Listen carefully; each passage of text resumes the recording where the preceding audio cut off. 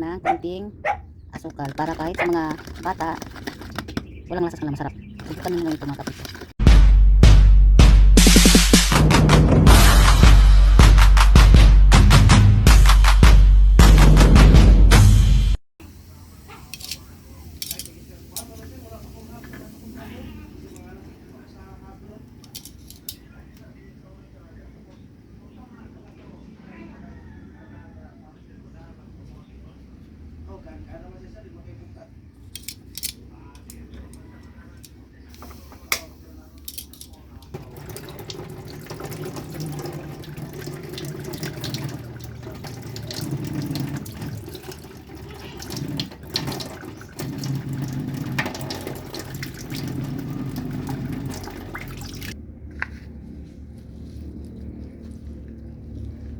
Herbal ni siya para sa mga taong may ubo.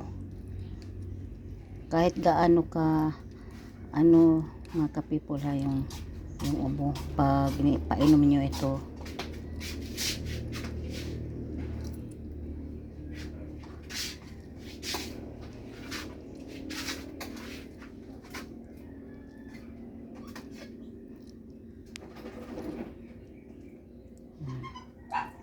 tapos lagyan ng kalamansi na yan.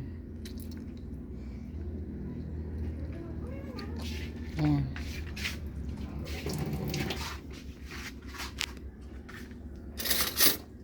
Tapos kukunin nyo lang yung mga niya, buto-buto.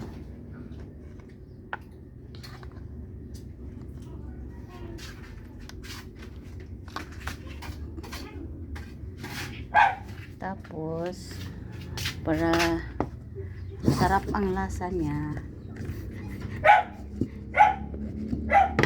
lagyan ng konting asukal para kahit sa mga bata walang lasa, sa kanila masarap.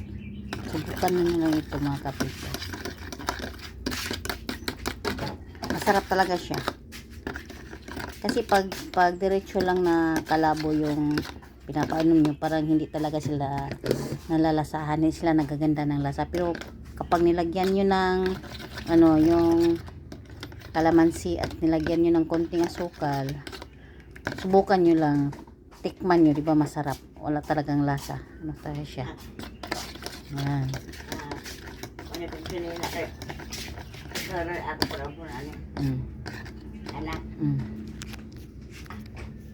So ready nyo na itong ipainom sa inyong mga kids, mga kapipol. Sobrang sarap siya. Sarap talaga siya.